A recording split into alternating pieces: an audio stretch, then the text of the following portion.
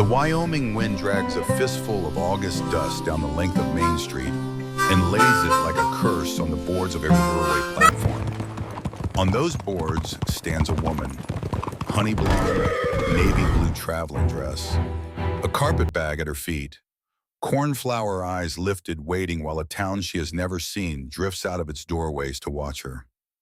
She is 22 years old, a virgin, a bride. She has never met the man she came here to marry. She does not know that he is 2 hours late. She does not know that her own father has just spat tobacco juice into the dust behind her. She does not know about the soft-bellied man in the brocade vest standing in the dim doorway of the saloon across the street, counting her like a sum. The platform is silent. The wind moves. A floorboard creaks behind her. She turns. The train hissed long and slow into Bitter Creek Station. Adelaide Whitcomb did not move.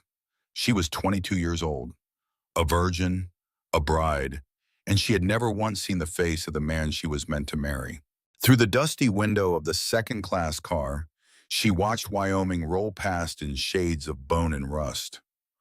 August sun bleached the color out of everything it touched, the kind of heat that made a town look exhausted before noon, the kind that pressed on a woman's chest like a slow, patient hand. Her fingers tightened around the carpet bag in her lap. Inside that bag, one extra dress, a small leather Bible, a photograph of her mother taken 3 weeks before the consumption took her, and the contract. The contract was the worst part, because she had not signed it. Her father had. Cyrus Whitcomb of Lincoln County, Missouri, had taken the pen from the agent of Western Heart's bridal agency and scrawled her name in his own crooked, drunken hand for $50, and the promise that she would be off his ledger forever, $50. Adelaide breathed slow. She had read about places like this in the back pages of women's magazines. Brave brides going west to civilize the frontier. Strong men waiting at depots, hats in hand. Letters that started as business and turned into love. That had not been her story. Her story had started with her father drunk again, signing her name like she was a horse he could no longer afford to feed. And her little brother Zeke, 16 years old, crying behind the barn, so Cyrus wouldn't hear, begging her not to go. She had to go. There had been nothing left for her in Missouri but a man who beat her when the whiskey ran dry. So she had packed her bag, kissed Zeke's forehead, promised she would send for him when she could, and she had stepped onto the train. The conductor opened the door at the end of the car. Bitter Creek, end of the line, miss. Adelaide stood. Her knees did not shake. She would not let them. She gathered her navy blue traveling dress around her, lifted her chin, and stepped down onto the wooden platform. The heat hit her like an open oven. Bitter Creek was smaller than she had imagined. One long street of weathered storefronts. A saloon with a faded red sign that read, Pikes and Flaking Paint. A general store. A livery. A small white church at the far end with a crooked steeple. And dust. Everywhere the fine grit dust of late summer. Adelaide stood alone on the platform and waited. The letter from Western Hearts had said an agent would meet her. He would have papers. He would escort her to her intended groom, a Mr. Caleb Hartwell of the Wind River country, a rancher, a man of property, a man of his word. That was all she knew about him. Caleb Hartwell. She turned the name over in her mouth like a stone. It tasted hard. It tasted like something old. 5 minutes passed. 10. No one came. A wagon rattled by. The driver stared at her. A woman in a faded calico apron paused in the doorway of the general store, looked at her, looked away. Adelaide set her carpet bag down on the platform. She would not panic. She had survived too much to panic. Except a shadow had just fallen across the boards at her feet. She turned, and her stomach dropped through the floor of the world. Well, well, her father said. Cyrus Whitcomb stood at the end of the platform. His linen shirt was stained yellow under the arms. His eyes were the eyes she remembered from her childhood. Small, wet, mean. He was not supposed to be here. He was supposed to be in Missouri. drinking himself into the grave on the $50 he had earned by selling her. But there he was, and he was not alone. The man standing one step behind him was the kind of man Adelaide had felt before she ever saw. The air around him changed. He was thick through the middle, big-shouldered, with a soft, pale face and small black eyes like dried currants pressed into dough. He wore a brocade vest stretched tight across his belly, a gold watch chain, a pistol on his hip. When he smiled at Adelaide, every hair on her arms lifted at once.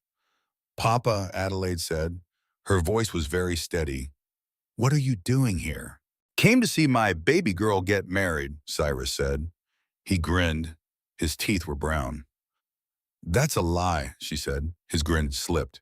"Now don't you start. Who is this man, Papa?" The fat man stepped forward. He took off his hat, pressed it to his chest like he was at church. "Augustus Crowder," he said, "of Crowder Enterprises. It is a privilege, Miss Whitcomb, a genuine privilege." His voice was soft, smooth, the voice of a man who had practiced sounding kind. Adelaide did not offer her hand. "Papa," she said again, "what is happening?" Cyrus rubbed his stubble, shifted his weight, could not meet her eyes. "Now, Addie, now, girl, listen here. Things changed. Things changed since I put you on that train." "Changed how?" "Mr. Crowder here has made a more generous offer." The platform tilted under her boots. "What?" "He's prepared to take you off my hands for $75, Cyrus said, "plus a bottle of his finest. That's 25 more than them bridal people promised. And he's a local man. You wouldn't have to ride no farther." Adelaide could not breathe. She could not breathe. "I'm already promised," she said. Her voice was a thread. "I have a contract. There is a man waiting for me." "That contract ain't worth the paper it's printed on, sugar," Crowder said gently.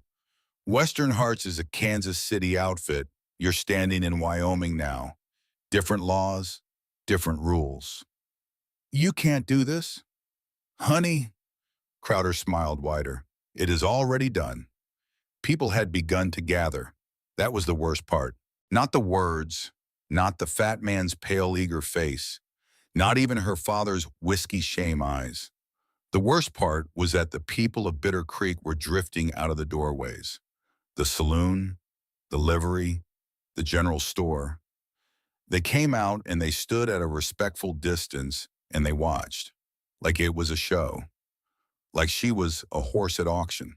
Two cowboys leaned against the hitching rail outside Pike's Thumbs, hooked in their belts. A railroad worker wiped his hands on a rag and stayed to look. A woman in a feathered hat appeared in an upstairs window of the hotel and did not pull the curtain. No one moved to help her. Not one.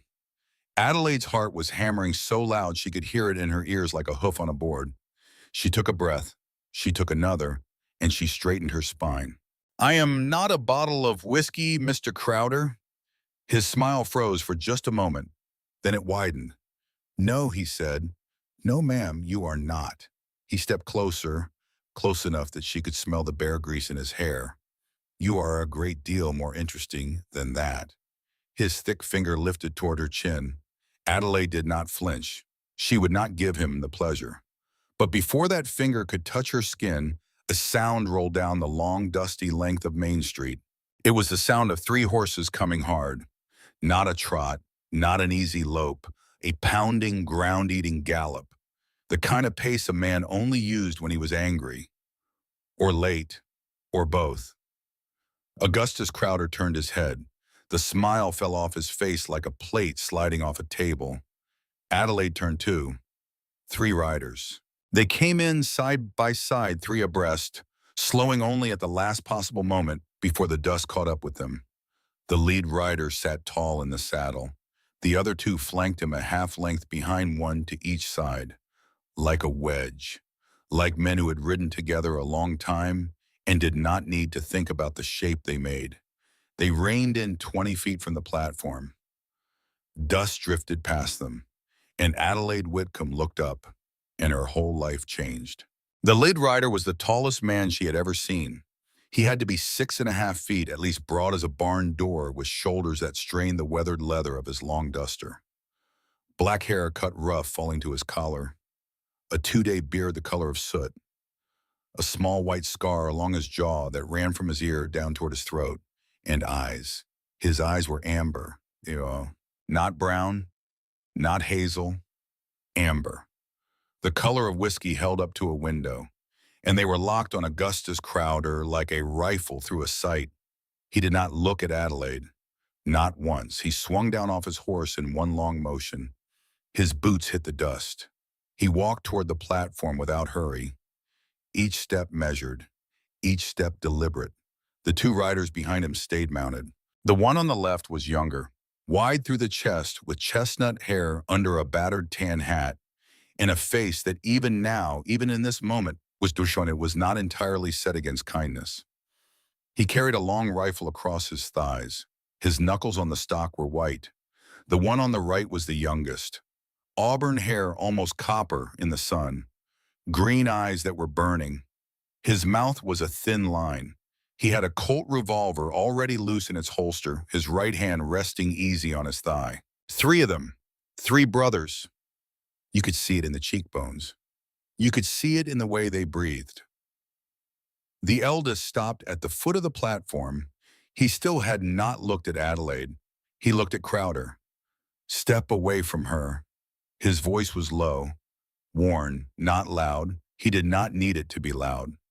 Crowder spread his soft hands, smiled his soft smile. Now, friend, there has been some confusion here today. Step away. I am in the middle of a private transaction with the young lady's father. The eldest amber eyes did not blink. You are in the middle of nothing. He took one step up onto the platform. Crowder's pistol hand twitched. A small instinctive thing, just a twitch. The auburn-haired brother on the horse shifted in his saddle, and his Colt was suddenly out of the leather, suddenly in his hand, suddenly not pointed anywhere in particular, and yet pointed at every man in the street at once. Don't, the youngest said. One word. Crowder's hand fell back to his side very slowly. The eldest brother turned finally to Adelaide. Their eyes met. Cornflower blue. Whiskey amber. For one long breath, Adelaide forgot she was being sold. Forgot her father. Forgot Crowder. Forgot the watching town. Because he was looking at her like she was a person, not a bottle, not a horse, not a debt. A person. Ma'am, he said. His voice was different now, still low but softer at the edges, roughened by something that was not quite anger anymore. Are you Miss Adelaide Whitcomb? Yes. Of Lincoln County, Missouri? Yes. Daughter of Cyrus Whitcomb, late of the river country? Yes, he nodded once. Then he turned back to Crowder, and he reached into the inside of his duster. Crowder flinched, but what the tall man drew out was not a gun. It was paper. A thick folded document, soft at the edges from being carried a long way. He opened it, held it up, read the top line aloud in his low, calm voice. Marriage contract, Western Hearts Bridal Agency. Bride, Adelaide Whitcomb. Groom, Caleb Hartwell of the Wind River Country, Wyoming Territory. Date of execution, June the 14th, 1872. He folded the paper. He put it back inside his coat. He looked at Crowder. She is mine, Caleb Hartwell said. Contracted and paid for. Crowder licked his lips. That was a Kansas City contract. It was a contract. My friend of the law out here, it is not always. I am not your friend. The words hit like a slap. Crowder's smile tried to come back, couldn't quite manage it. I have offered the young lady's father $75. You can offer him $1,000, Caleb said. She is not for sale. He walked back down the steps. To his horse, he untied a long, heavy bundle lashed behind the saddle. He dragged it forward. He let it fall in the dust at Crowder's feet. The cord burst, and out of the canvas rolled pelts. Beaver pelts, mink, otter, glossy and dark, thick with summer fur, the kind that buyers in St. Louis would fight each other to have. 40 pelts, maybe more. The crowd let out an audible breath. A railroad worker whistled low. Adelaide had never seen so much wealth on the ground in her life. $200, Caleb Hartwell said. More if the buyer is smart. He looked at Crowder. He looked at her father. I am not paying it for her. A pause. I am paying it for her freedom. The silence on Main Street was so deep, Adelaide could hear a fly buzzing against a window pane 2 doors down. Then her father lunged for the pelts. He went down on his knees in the dust. He scooped them up in both arms. He hugged them to his chest like a child hugs a stolen pie. His mouth was wet. His eyes were wet. He was already calculating. Done, Cyrus Wickham croaked. Done. She's yours, Hartwell. Yours. No takebacks. He did not look at Adelaide. He did not look at his daughter. 22 years. 22 years she had cooked his meals, mended his shirts, hidden the whiskey when the children from church came to visit, wiped his face after he had vomited on himself, stood between him and her little brother Zeke when his belt came off, and he did not look at her. Mirror. He gathered the pelts. He stood. He spat at the boards. He walked away. Something inside Adelaide's chest broke very quietly. The kind of crack you don't feel when it happens. The kind you find later. Crowder did not move. He stared at the pelts going down the street in her father's arms. He stared at the 3 Hartwell brothers. He stared at Adelaide. The soft smile came back. It was uglier than the angry face had been. Mr. Hartwell, Crowder said, I do believe we will see each other again. Count on it, Caleb said. Crowder tipped his hat. He walked very slowly, very deliberately back across Main Street and into the dim doorway of Pike's saloon. The doors swung shut behind him. And only then did Caleb Hartwell turn to Adelaide. The amber eyes were back to soft. Ma'am, he said, yes. I expect you have questions. A great many. They will keep. He held out his hand. It was a huge hand, calloused, scarred across the knuckles. There was old blood under one fingernail and dirt in the lines of the palm. It was not a clean hand. It was not a gentle hand. It was a hand that had just bought her freedom. Adelaide laid her own small hand into it. His fingers closed, and for the first time in 22 years, Adelaide Whitcomb felt the strange electric truth of being held. Not gripped, not grabbed, held. She blinked very fast. She would not cry on Main Street. She would not. Caleb led her down the steps. The chestnut-haired brother had already dismounted. He moved like a big man trying to seem small. He pulled off his hat as she passed and dipped his head, and his eyes were warm, hazel, and embarrassed. Ma'am, he said, Wyatt Hartwell. Mr. Hartwell, my brother, begging your pardon for the ruckus. The auburn-haired one had not put his coat away. He sat on his horse and watched the doors of Pike's like a hawk watches a snake. That there is Toby, Caleb said. He talks when he wants to. Which ain't often, Wyatt said. Which ain't often, Caleb agreed. Toby did not turn his head. We ride out now, Toby said, before that fat snake reloads. Caleb nodded. Ma'am, he said, we need to put miles between us and this town before sundown. Can you ride? I can, she said. She could not. She had ridden a mule once when she was 9 for an afternoon, but she would not say so. Caleb saw it in her face anyway. He always would, she would learn. You'll ride with me, he said. First few miles anyway, until I see you ain't gonna fall off. All right. He lifted her into the saddle as easily as he might have lifted a pillow. She was small. He was enormous. The world tilted and resettled.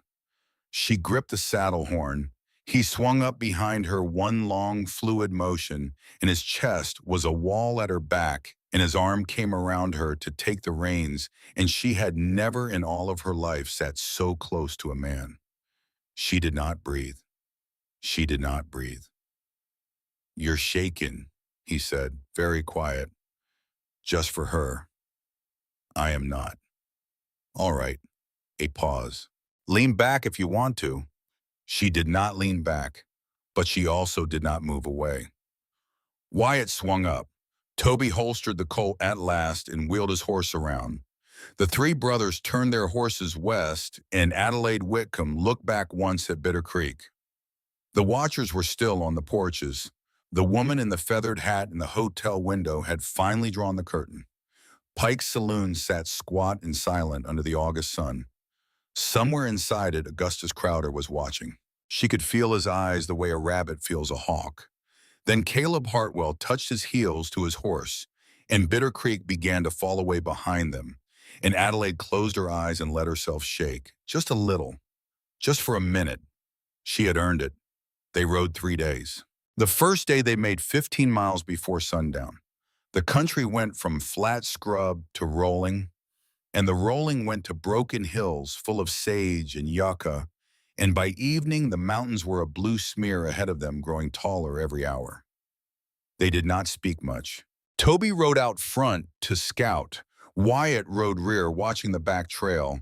Caleb kept her in front of him in the saddle for 2 hours, and then when he saw she could keep her seat, he set her on Wyatt's spare mare with quiet instructions about how to hold her hands. He did not embarrass her. He did not laugh. He just showed her his big calloused hand on hers for the briefest moment to demonstrate the rein, and then he let go. She learned fast. She had always learned fast. That had been her one weapon growing up. That night they camped in a cottonwood grove by a creek with cold, clean water. Wyatt made the fire. Toby tended the horses. Caleb laid out a pallet on the far side of the flames for her with a folded saddle blanket for a pillow. She watched them move. She watched them like a woman watches strangers. Because 3 days ago, she had been on a train going to marry a man she had never met. 2 hours ago, she had been on a platform being auctioned by her father. Now she was in a cottonwood grove eating biscuits and salt pork from the hands of 3 giants who had bought her with $200 of fur, and she did not know what kind of giants they were yet. So she watched. Wyatt was the one she trusted first. You could not help it. He had the kind of face that smiled before he meant to. He kept giving her the bigger piece of biscuit, the better cut of meat, and then pretending he had not. He asked her 3 different times if she was warm enough. "I'm fine," she said. "Thank you." "You sure?" "I am sure. Because that's a thin shawl, ma'am, and these foothills are colder than they look." "I know what cold is, Mr. Hartwell." He blushed. He actually blushed. A man twice her size who had ridden into Bitter Creek with a rifle blushed at her like a boy at a barn dance. She felt the corner of her mouth twitch. It had been a long time since the corner of her mouth had twitched. Toby did not speak to her at all that first night. He sat on the far side of the fire sharpening a knife. He did not look up when she sat down. He did not look up when she handed him his tin cup of coffee. He grunted when she said thank you. That was it. She did not take it personally. Not yet. Caleb sat where he could watch the road they had come in on. He did not eat much. He drank black coffee from a battered tin cup, and his amber eyes moved every minute or two to the dark beyond the firelight. He was listening for something, or someone. When the fire had burned down to embers, he finally spoke. "Miss Whitcomb." "Yes." "There are things you ought to know about me before you sleep under my roof." The other 2 brothers had gone quiet. Wyatt was suddenly very busy poking the coals with a stick. Toby's knife stopped moving on the whetstone. She set down her cup. "All right. My name is Caleb Hartwell. I am 32 years old. I own a half section in the Wind River country jointly held with my brothers. We run cattle in summer. We trap in winter. We have a cabin with 3 rooms and a barn that needs a new roof." He was reciting it like a man under oath. "I am not a wealthy man, but I am not a poor man. You will not go hungry. You will not be cold." She nodded. "You signed a contract to marry me," he said. "I want you to know that contract still stands. You are not obligated. I will not force the matter. If when we reach the ranch you find you cannot abide me, I will pay your fare to anywhere you want to go. Denver, San Francisco, St. Louis, east to your brother in Missouri if you've a mind. Anywhere. The fire crackled. Wyatt was staring at his hands. Toby was staring at Caleb. Why? Adelaide said. Why what? Why are you offering me that? After paying $200. Caleb was quiet a long time. Then, because I had a wife once, he said. Her name was Naomi Walking Cloud. She was a Cheyenne woman, the kindest creature God ever put on this earth. The air around the fire grew very still. We had a daughter, Caleb went on. Wren. She was 2 years old. She had her mother's eyes. He looked into the fire. 6 years ago, they were taken from me. He did not say sickness. He did not say accident. Taken. Adelaide noticed the word. She filed it away. She did not know yet why it mattered. I have not been a husband since, Caleb said. I do not know if I can be one again. I sent for a bride because the law in this territory is changing, and a man who holds land joint with his brothers and has no wife of his own may find himself with a quartered claim by next census. So, that is the truth. I sent for you, not for love, for the deed. Wyatt's head came up. Caleb. Hush, Wyatt. The woman deserves to know. He turned his amber eyes to Adelaide. You came here expecting a husband. What I am offering you is a name, and a roof, and the protection of the three of us, for as long as you want it. That is all I can promise. I will not lie to you about more. Silence. The fire popped. Adelaide felt the strangest thing. Not disappointment, relief. She drew her shawl tighter around her shoulders, and she looked across the embers at the big sun-weathered man who was watching her with such terrible honest eyes. And she said the truest words of her life. Mr. Hartwell, ma'am, I did not come here expecting love. I have not been loved a day in my life that I can remember. My mother died when I was 9. My father sold me twice in 22 years. I am not asking you for a heart you do not have. She paused. I only ask not to be sold again. Caleb Hartwell did not answer for a long moment. Then he nodded slowly. Once, then we are agreed, Miss Whitcomb. Adelaide. Adelaide. He said it like he was tasting it. My friends call me Addie. Are we friends then? We are going to be living under the same roof, Mr. Hartwell. Caleb? Caleb.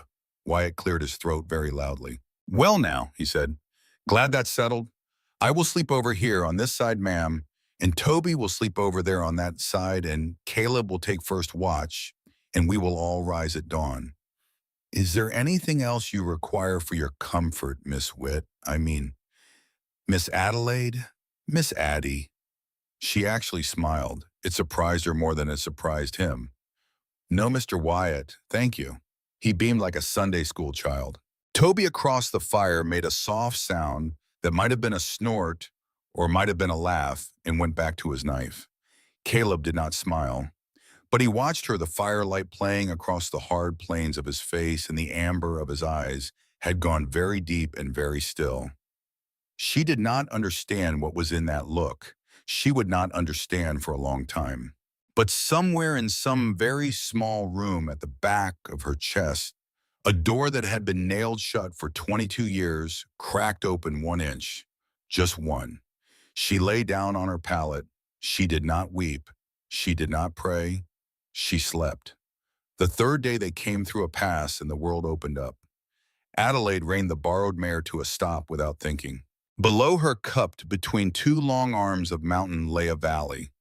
A small, bright river ran through the middle of it. There were tall lodgepole pines on the slopes and aspen in the bottoms just starting to turn gold at the edges. There was a meadow. There were 3 cows in the meadow. There was a long log cabin with a stone chimney and a wide porch that wrapped 2 sides and a barn behind it, and a corral with 2 horses standing head to tail in the late sun swishing flies off each other. And nothing else. No town, no road, no neighbor for the eye to find, only the valley. Caleb pulled up beside her. This is home, he said. She did not trust her voice for a moment. Caleb, ma'am, it is beautiful. He looked at her sideways like he was trying to figure out whether she meant it. It is rough, he said. There is no church, no store, no doctor closer than a day's ride. In January, the snow gets deep enough to bury the chimney. The wolves come up to the porch. Caleb, ma'am, it is beautiful. The corner of his mouth moved just a little.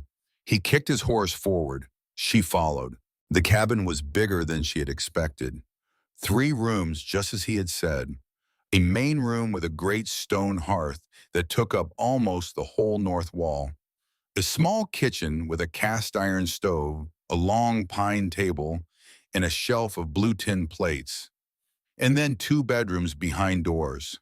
Caleb's and a second one that Wyatt explained, blushing again, had been fixed up some before they rode out to meet her. The second room was small but clean. A narrow bed with a quilt of red and white squares. A small table with a wash basin. A single window facing east. A vase with a sprig of mountain wildflowers, the petals just starting to wilt. Adelaide stood in the doorway and looked at the flowers. Wyatt picked those, Toby said behind her. 3 days ago, before we rode. It was the first complete sentence Toby Hartwell had spoken to her. She turned. Toby was leaning in the hallway, arms folded, green eyes guarded. He wanted you to have something pretty when you got here, Toby said. Oh, Adelaide whispered. Don't make it cry about it, man. Mom, he'll cry about anything. Toby, you mean, Wyatt said from the kitchen. Truth is truth, brother. Adelaide pressed her hand very briefly against her mouth, and then she walked into her little room and closed the door very gently, and she sat down on the bed and she cried. She cried for 15 minutes. For her mother, for Zeke, for the train, for the platform, for her father's brown teeth and Augustus Crowder's small black eyes and a pelt bundle in the dust, worth more than her life had ever been, and for a sprig of wilting mountain flowers in a jar, picked by a man she had never met 3 days before he could have known what she looked like. When she came out, her face was washed. Her hair was pinned. She was steady. Caleb was alone at the long pine table. The brothers had gone to see to the horses. He looked up. He saw her face. He did not comment on it. He pushed a tin plate of biscuits and cold ham toward her. Eat. She ate. That night, an old woman came up the trail. Adelaide was sitting on the porch in the long blue evening, watching the last light fade off the peaks. She heard the hooves first, then she saw the rider. A small bent figure on a tall gray mule, a wide black hat, a shawl, the kind of figure that does not exist in towns, only in mountains. The woman swung down off the mule with no help. She tied it to the rail. She looked Adelaide up and down out of 2 black eyes, set in a face that was nothing but lines and wind. You the new one, the woman said. Adelaide stood. I am Adelaide Whitcomb, ma'am. Edith McAllister, I'm 2 ridges over. I come to look you in the face. She did. She did look. She looked a long time. Then she nodded once like a woman closing a ledger. Walk with me a minute, girl. Adelaide glanced toward the cabin. Caleb was inside talking low to Toby. She stepped down off the porch. Edith McAllister led her a little way down the path toward the creek. She moved slow. She used a hickory stick. She stopped in a place where they could not be heard from the cabin, and she turned and she pointed the stick at Adelaide's chest. You know what you walked out of, girl? Ma'am. That bridal agency in Kansas City, Western Hearts. Yes, ma'am. You know what it is. Adelaide's mouth went dry. It is a bridal agency. Edith McAllister snorted. Honey, she said, it is a slaughter pen with letterhead. Adelaide's hand went by itself to the small cameo brooch at her throat. The man you saw in town today, Edith said, Augustus Crowder. He owns half that agency. He owns half the saloons on the line between here and Denver. He owns men. He owns women. Most particular, he owns women. Pretty ones, young ones. Ones nobody'll come looking for. No. Honey, listen to me. I rode 3 hours to tell you this because Nobody else in this country has the stones. That Caleb in there, that man rode down to Bitter Creek himself when your contract come through. You know why? He said, because of the homestead law. That is a true reason. That is not the whole reason. Edith stepped closer. He went down himself because in the last 6 years, 3 women have been promised to Wind River grooms through Western Hearts. 3. She held up 3 fingers. None of them ever arrived. Adelaide felt the porch and the path and the mountain tilt around her. None of them, Edith McAllister repeated. They got off the train at Bitter Creek and they vanished. One was promised to a man on the Bear Lake side, one to a fellow over to Pinedale, one to a widower up on the Sweetwater. All 3 got on the train in St. Louis. None of them made it past the saloon doors of Pike's. Where? Mining camps, girl, or worse. Don't ask me how I know. I know. Adelaide's hand was shaking on the cameo. And Caleb Hartwell rode down to that depot today because if he had let his bride come up the road alone, she would have been the 4th. The blue evening had gone purple. Somewhere a coyote called to its mate. Adelaide could hear her own pulse in her teeth. Why, she whispered, why is no one stopping him? Edith McAllister looked at her a long time. Then she lowered her stick.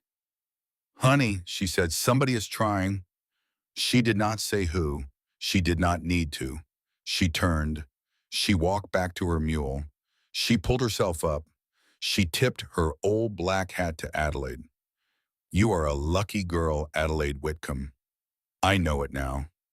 You are luckier than 3 women I could name. She rode away. Adelaide stood on the path until she could no longer hear the mule's hooves on the stones. Then she walked slowly back up to the cabin. Wyatt was in the kitchen humming. Toby was on the porch sharpening that knife again. Caleb was in the main room kneeling by an old cedar chest under the window with the lid open. He had not heard her come in. His back was to her. He was looking at something inside the chest. Adelaide stood in the doorway and watched the broad black-haired shape of him, and she felt the strangest thing settle in her chest. Not fear, not gratitude. Something more complicated than either. Something with edges. Caleb closed the chest. He latched it.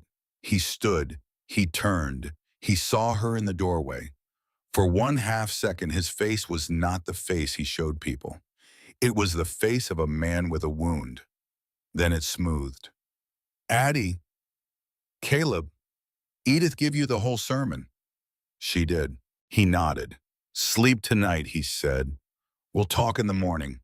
Caleb, ma'am, that woman said 3 women never made it off the train. She told you true. And you knew. You knew when you sent for me. I did. She held his eyes. You came yourself to the depot because of them. Yes. Because of Crowder. His jaw moved. Yes. How long, she said. How long have you been watching him? The silence was so long, she thought he might not answer.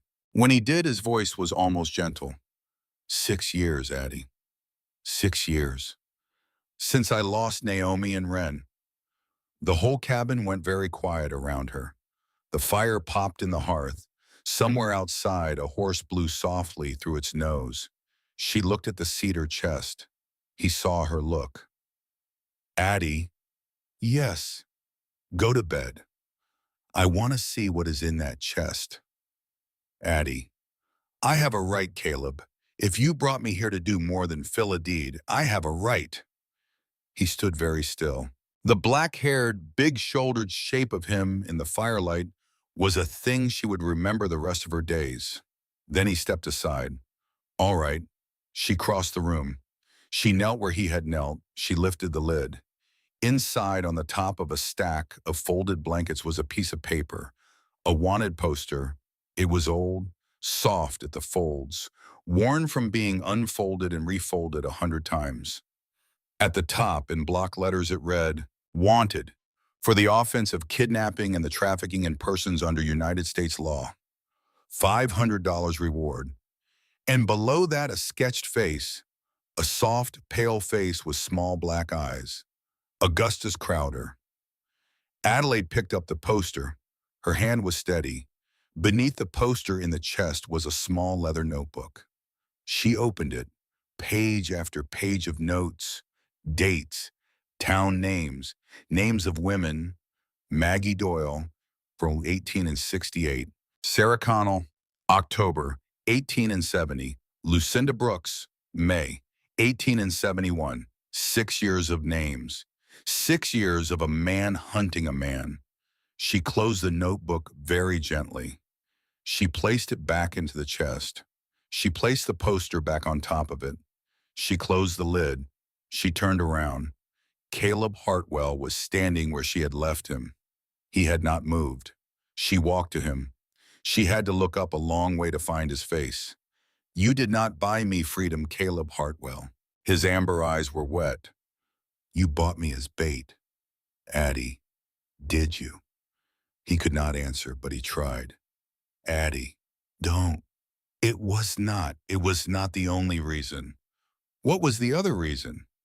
"You," she laughed. It was an ugly sound. She did not recognize her own throat making it.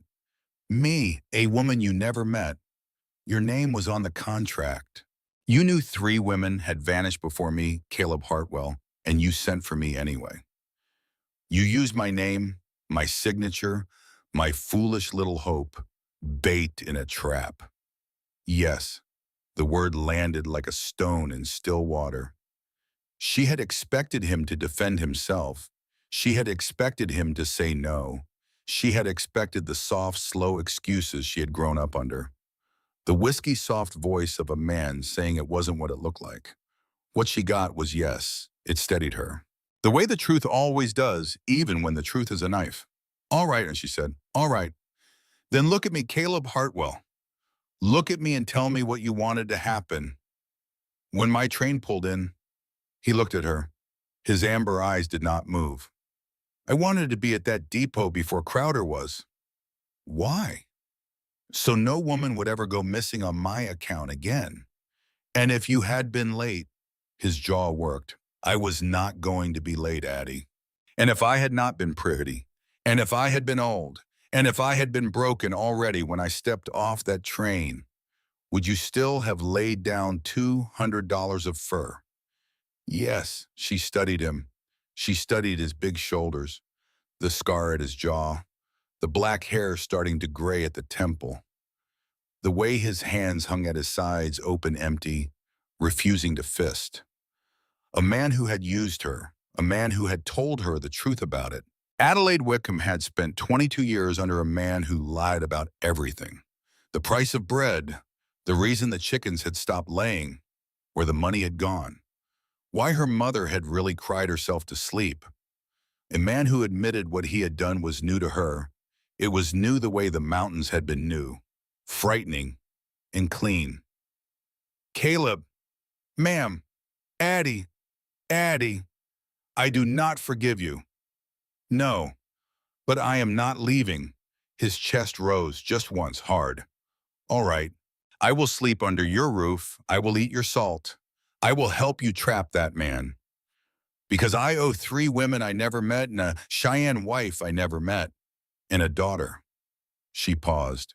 "And because there is nowhere else on this earth I want to be tonight." He did not move. He did not move for a long time.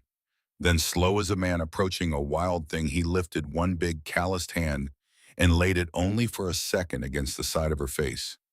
His thumb brushed the bone under her eye. It was the first time a man had touched her face without anger in 22 years. She closed her eyes. She did not lean into the hand, but she did not pull away. When she opened her eyes again, he had dropped his arm. "Go to bed, Addie." "Yes. We start the work tomorrow." She nodded. She walked past him to her little room. She closed the door.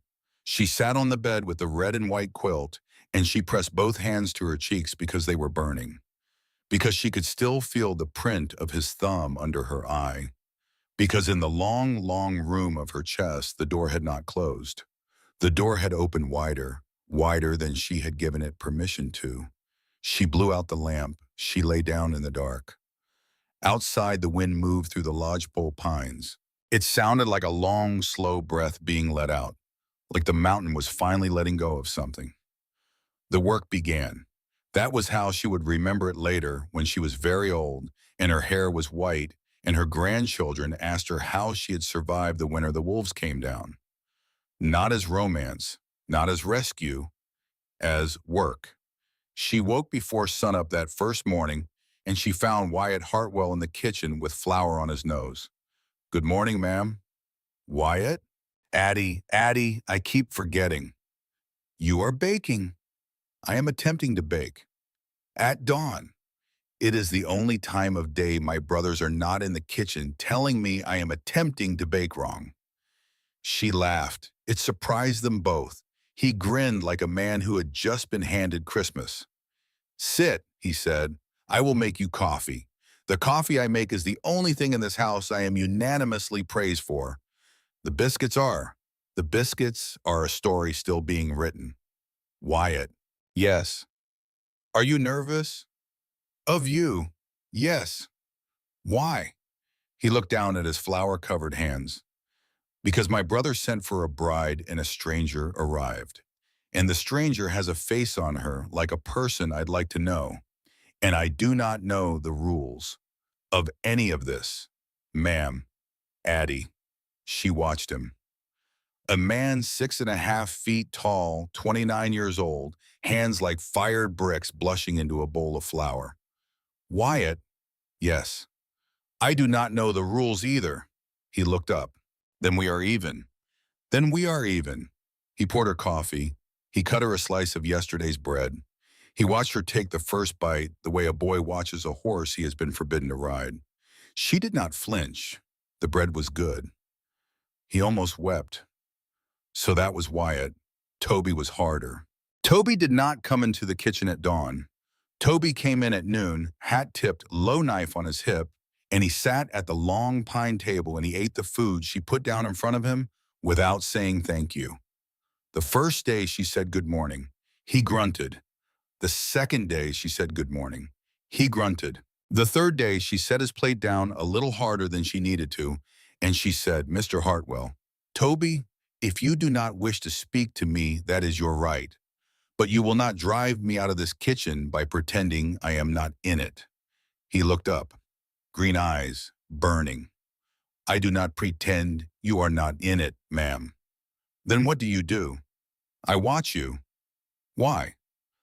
"Because," he set down his fork, "because my brother lost a wife and a child in this country 6 years back, and he has not been the same man since, and now there is another stranger sitting at his table, and she is smaller than my brother and softer than my brother, and she has eyes that look like she is asking a question she does not have words for." A pause. "My brother will love you, Adelaide Whitcomb, if you give him a quarter-inch to do it, and it will kill him a fourth time if you go." She set down the coffee pot. She sat down across from him. She put her elbows on the table. "Toby." "Yes." "I am not going." "Where would you go?" "Nowhere. I have nowhere to go. I have one little brother in Missouri, and I cannot reach him until the spring. So if your fear is that I will leave your brother in the night, please. Toby, please rest." He stared at her. For 1 second, the burning in those green eyes went somewhere else. Then it came back, but it had changed direction.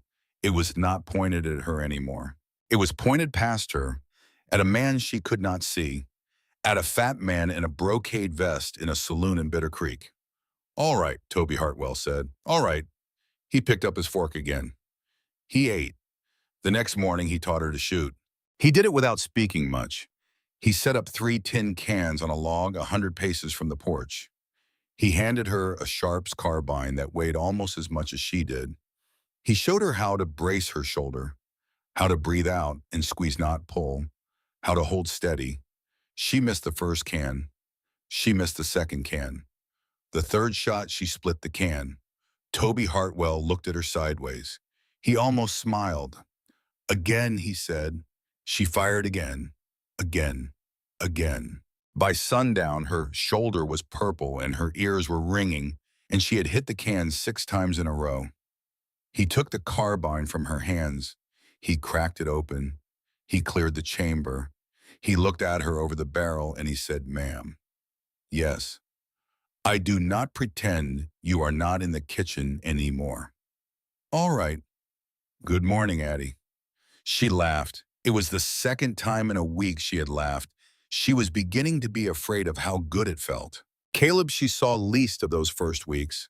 That was on purpose. She knew it was on purpose. He was up before the brothers in the morning, and he was out with the cattle before she came down to the kitchen. He came in for dinner. He ate quietly. He thanked her for the food. He went out again. He came in after dark, dusty, and saddle-tired, and he washed at the basin, and he ate a cold biscuit, and he sat in the main room by the hearth, and he sharpened tools or oiled tack until she went to bed. He was making space.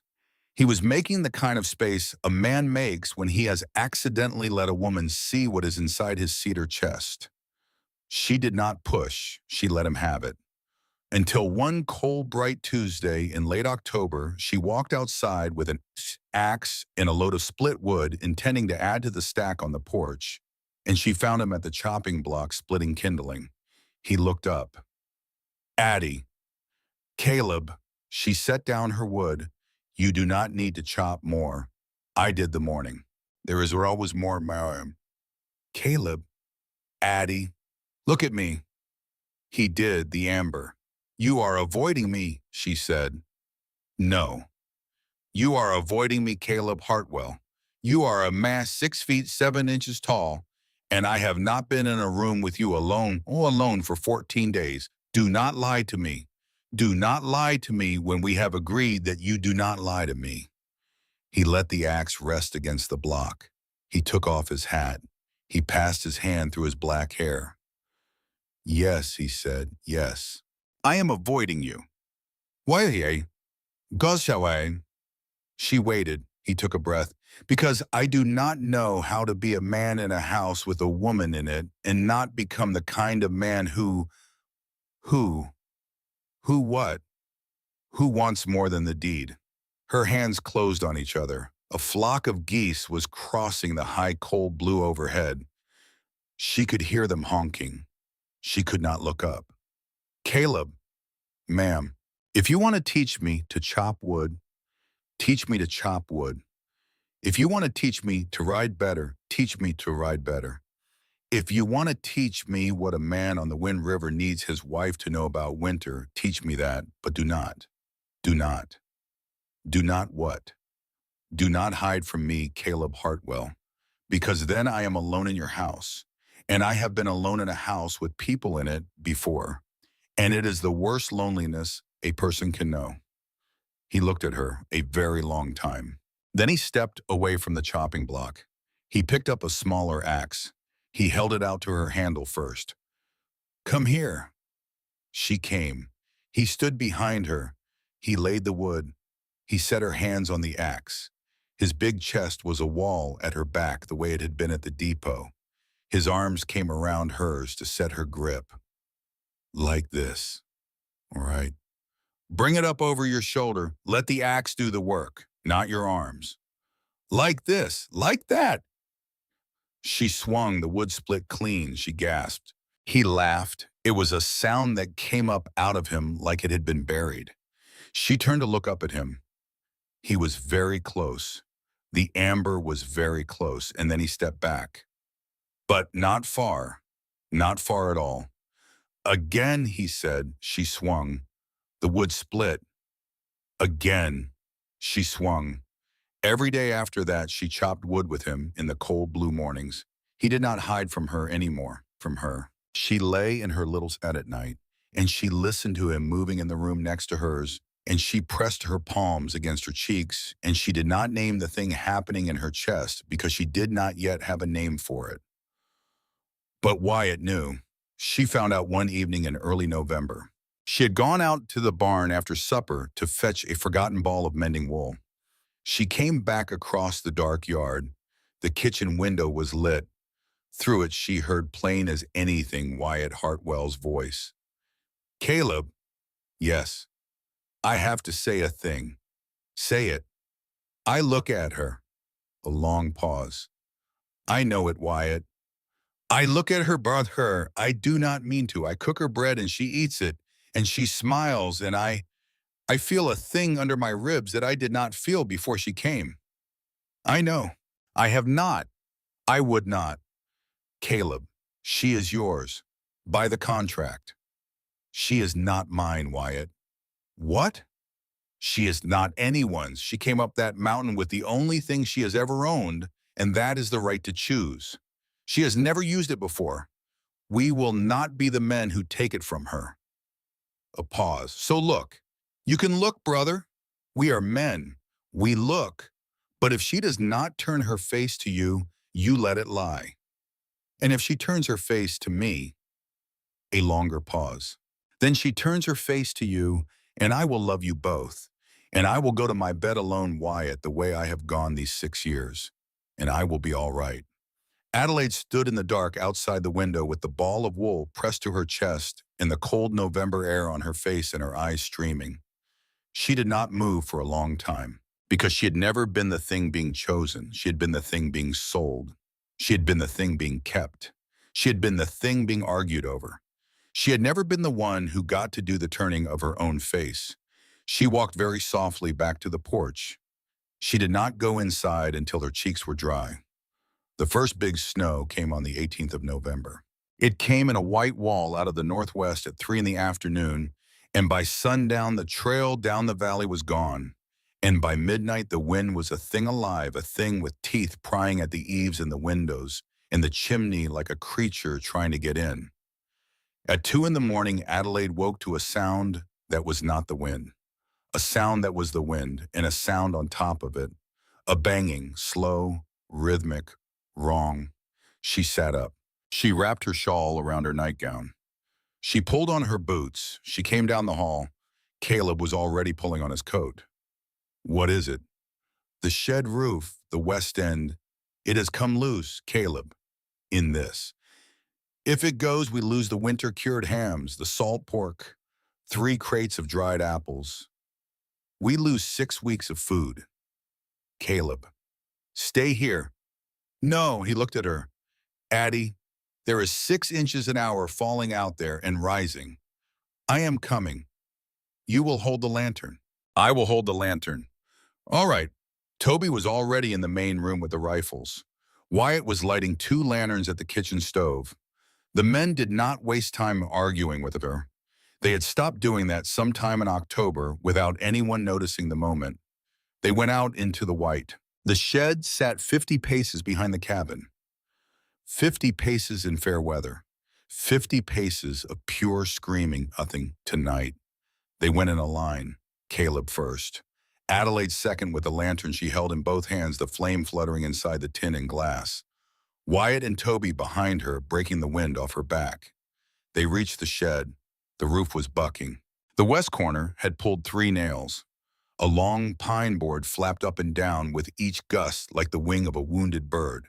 If it broke free, the entire west slope would go in 2 minutes. Caleb pointed. Ladder, Toby, the hammer, Wyatt, the nails. You will not climb, Caleb. I will climb. In this wind, I will climb. Wyatt, brace the ladder. Adelaide stood at the foot of the ladder lantern lifted high. She could not feel her face. Her cornflower blue teeth were watering and the tears were freezing on her cheeks. The lantern light bucked and jumped in the wind. Caleb climbed. He was so big in the white, 6.5 feet of black coat and black hat going up into the storm. He reached the roof. He braced one knee on the eave. He began to hammer. The hammer came down. The first nail bit. The wind threw the loose board hard. It cracked. It came up. It hit Caleb across the temple. Adelaide saw the blood before he did. A bright red bloom on the white. A whip of it on the snow. He swayed. He swayed and the wind caught him, and his big body slid sideways on the iced eve, and his boots scrabbled, and his right hand clawed nothing, and he started with a kind of slow, terrible certainty to go off the roof, to go off into the dark and the 7-foot drop into the icy ground. Adelaide dropped the lantern. She dropped the lantern and she lunged. She caught the edge of his coat in both hands. She was 108 pounds. He was 240. She pulled, she pulled, she pulled. Wyatt came up beside her and caught Caleb's belt, and the two of them, with the wind screaming around them, hauled the dazed, bleeding giant off the eave and down the ladder and into the snow at her feet. The lantern lay broken at her boots. The shed roof banged once more behind them, and then Toby was up there with his own hammer driving the nails like a man possessed, and within minutes the banging was steady, was the sound of wood being put back where wood belonged. Adelaide knelt in the snow. She pressed her bare hands to Caleb's bleeding head. You stupid, stupid man. Addie, get up, get up, get up.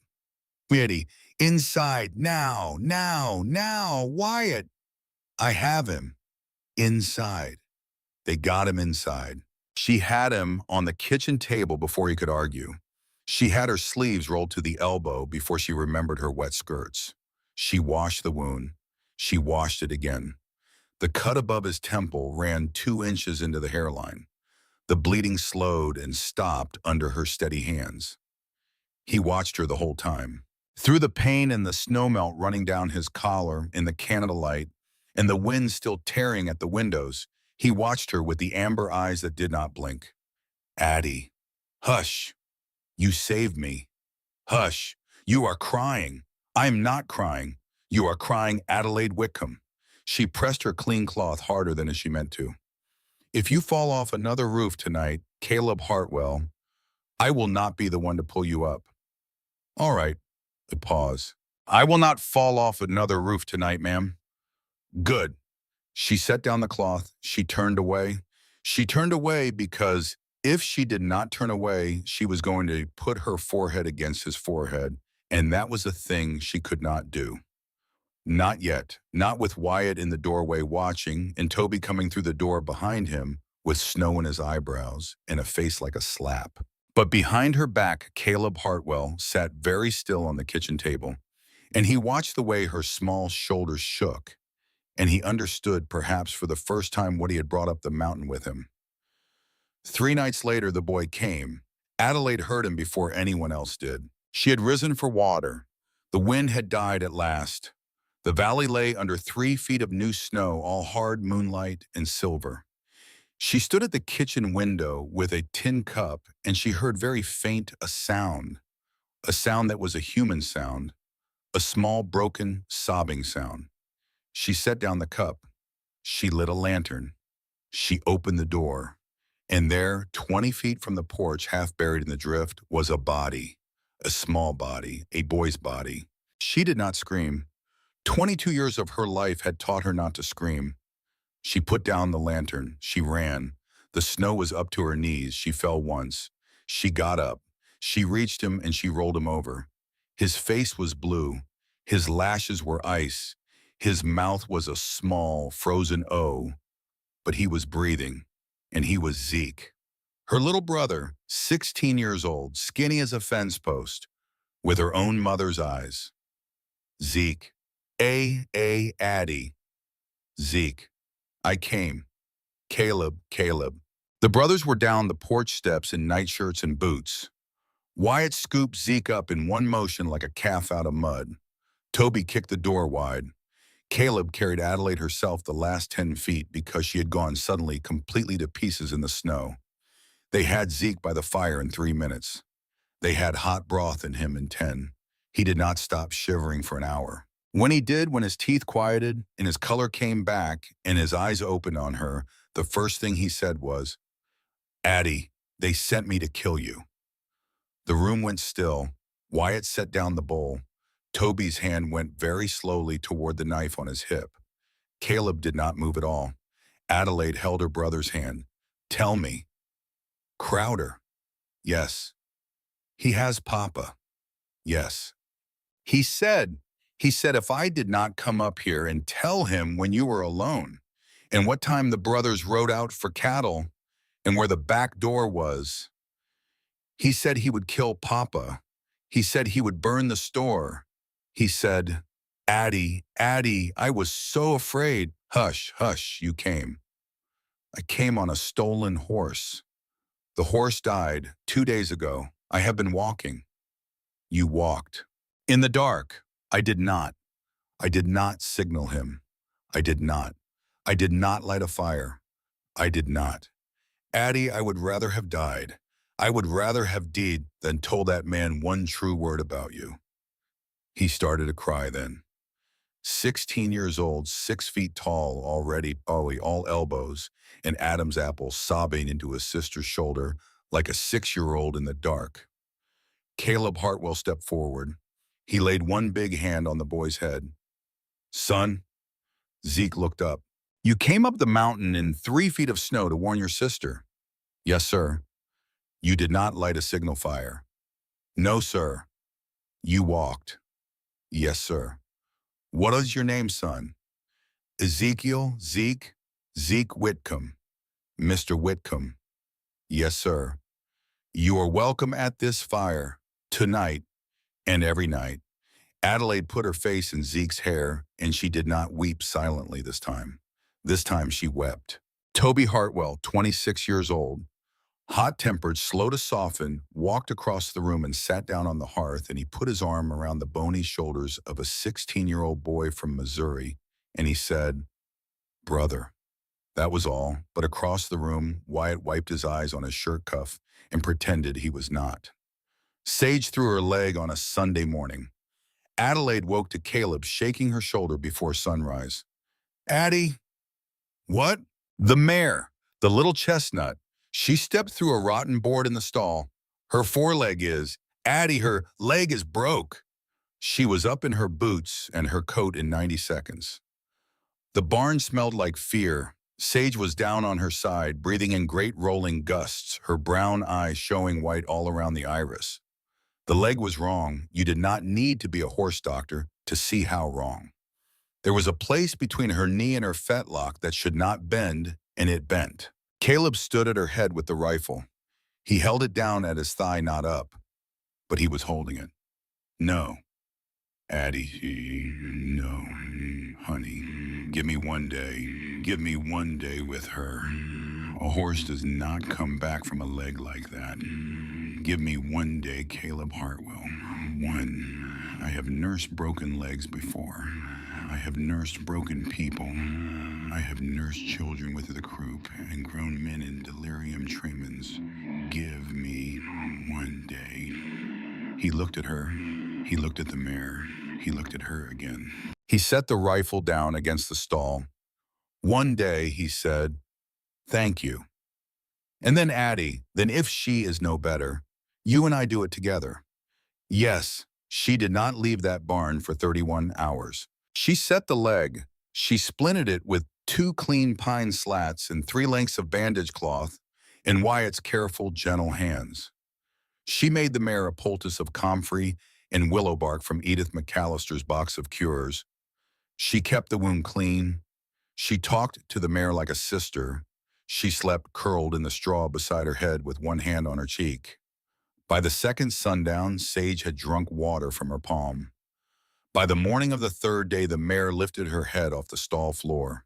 By the afternoon of the 3rd day, she stood.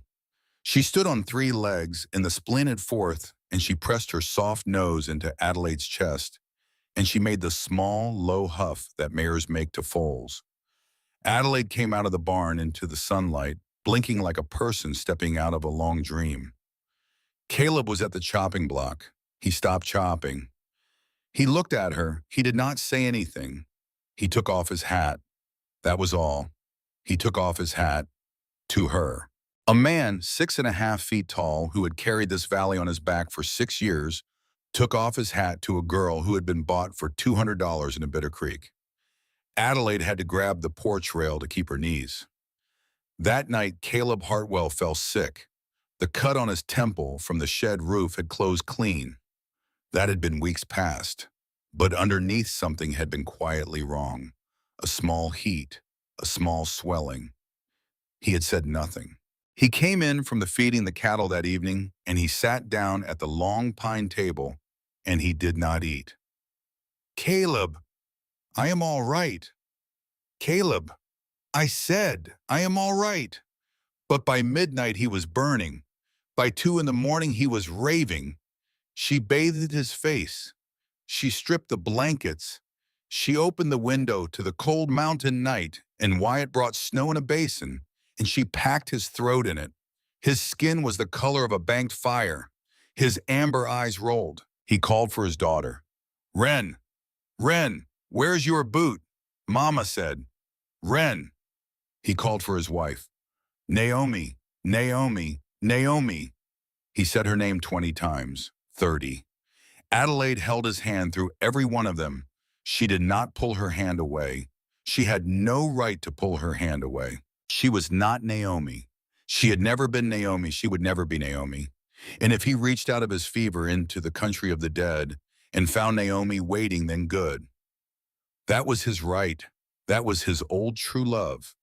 But her hand stayed in his hand because Naomi was not here to hold it, and someone had to. For 2 days and 2 nights, she did not sleep. On the third morning, the fever broke. The amber eyes opened. They found her. For one long second, he did not know her. Then he did. Addie, I am here. You stayed. Where would I go?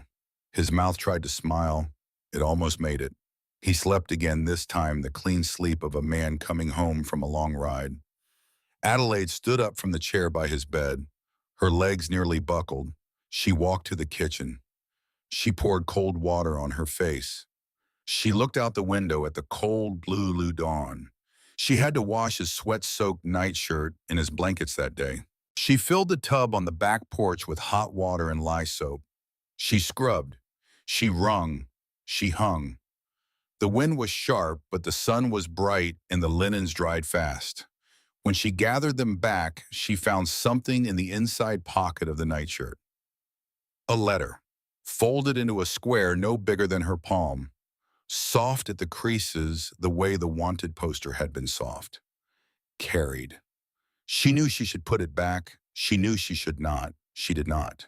She sat down on the back porch in the cold sunlight with the wet linen smelling clean around her, and she unfolded the letter. It was written in a careful hand, the hand of a man who had learned English late and learned it well. It began, Brother Caleb, the grave is dug, the stones are stacked. Naomi and the child Wren are with the old ones now. I write so the truth does not die with me also. They did not die of the sickness, brother. You know this? I write it because you will not say it out loud. Crowder came down on the mission with 12 riders on the night of the first frost. He took 6 women. He killed 3. Naomi would not let them have Wren. She stood with the rifle in the doorway of the chapel, and she stood until the last load was fired. The child was at her feet. She died as standing. The white men called it a sickness when they wrote it in the ledger. They called it that because nobody wanted to ride after Crowder. You rode after Crowder. Brother, I know you ride still. I know what is in your saddlebag. I know what is in your chest under the window. Burn this letter when you have read it. Tell the brothers when you can bear to. They have a right. Your brother in the Walking Cloud Lodge, Kicking Hawk. The letter shook in her hands. She read it again. She read it a third time. The brothers did not know. Wyatt had told her weeks ago, sitting on the porch one evening when Caleb was out, Naomi was sweet as honey, ma'am. She was like a sister to us. Wren the little ones she used to ride on Toby's shoulders. We laid them to rest under the cottonwood by the bend in the creek. The diphtheria took them in 3 days, Addie. 3 days. We did not even have time to send for help. The diphtheria. The brothers had been lied to. For 6 years. By the man who slept in the next room. Adelaide folded the letter. She put it back in the wet nightshirt pocket. She finished hanging the linen. She did not say anything that day. She did not say anything that night. She waited until Caleb Hartwell was strong enough to stand. It took 2 more days. On the second evening, he came out of his sick room in his clean shirt with his black hair damp from washing and the bruise above his temple gone yellow at the edges, and he sat down at the long pine table and he asked for stew. Adelaide set down the bowl. She sat down across from him. She laid the folded letter on the wood between them. Caleb? He looked at the letter. The amber went dark. Addie, read it to your brothers, Caleb. Addie, tonight, now, while I am at the table, while Wyatt is in the kitchen, while Toby is on the porch. Read it. You don't understand. Yes, I do. She put both hands flat on the table. You hid your dead wife's death from your own brothers, Caleb Hartwell, from the men who carried her body to the cottonwood, from the man who let your 2-year-old daughter ride on his shoulders. You let them believe a lie for 6 winters because the truth of who took her was too heavy to share. I understand it. I understand it. But it ends tonight. He stared at her. Wyatt. Wyatt came to the kitchen door. His face was already white. He had heard her tone. Toby. Toby was already in the room. He had heard too. Adelaide pushed the letter across the table. Your brother needs to read you something, she said. She got up. She walked outside. She closed the door behind her. She stood on the dark, cold porch and she waited. She did not have to wait long. The shout came out of the cabin 3 minutes later. A single word from Wyatt Hartwell, and it had teeth. What? A pause. Caleb? What? What? A crash, a chair going over. You let me lay her in the ground, and you let me believe she went easy. Brother, she was my sister too. She was my sister, Caleb. Caleb's voice low, broken. Wyatt, brother. Don't you brother me. Toby's voice lower than Wyatt's, but flat as a blade. 6 years. Toby. 6 years, Caleb. I could not. You could. A long silence. Then low, terrible Wyatt again. And the bride you sent for, you used her. Brother, you used a stranger. You used a girl as bait, so you could finish your fight, and you didn't tell us.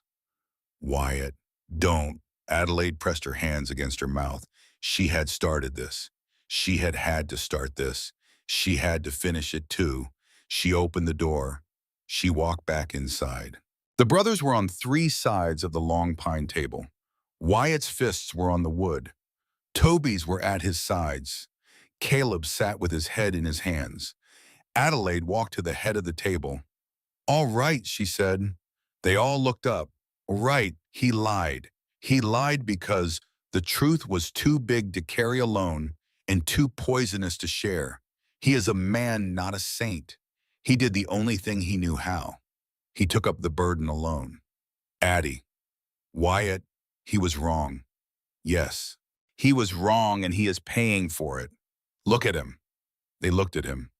And he will pay more before this is over. Because Crowder will come for him. Crowder will come for all of us. And the question tonight is not whether your brother lied. He did. The question is whether you are going to let Augustus Crowder take a second family from Caleb Hartwell. Because if you walk out that door tonight angry, you give Crowder what he wants. You finish for him. Silence. A long silence. Then Wyatt walked slow around the table. He put his hand on Caleb's shoulder. Caleb's shoulder shook once. Toby came around the other side. He sat down next to his eldest brother. He laid his forearm on the table next to Caleb's. They did not say anything for a long time. Adelaide stepped back. She was crying again. She walked outside. She wrapped her shawl tight. And on the porch, she found that Kicking Hawk had ridden up at some point during the shouting. He sat his pony at the foot of the steps. He was an old man in a wool blanket coat and a fox cap. He had a long white scar from his temple to his jaw. He looked at her. His face was made of weather and grief. Daughter. She did not know what to say to that, so she said nothing.